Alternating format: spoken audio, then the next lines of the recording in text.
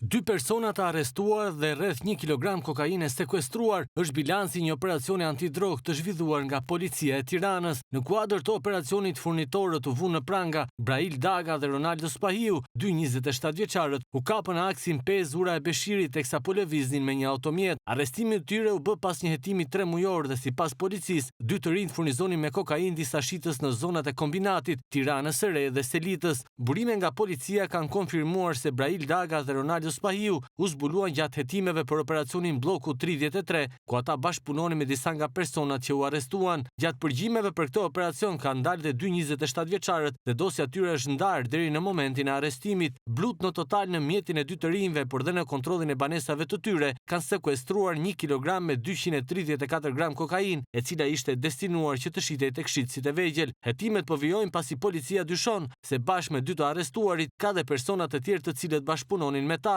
Gjithashtu është sekuestruar dhe makina me të cilën po lëviznin dhe 2 telefona celular të cilët mund të hedhin më shumë dritë mbi personat me të cilët ata bashkëpunonin për të zhvilluar këtë aktivitet të paligjshëm.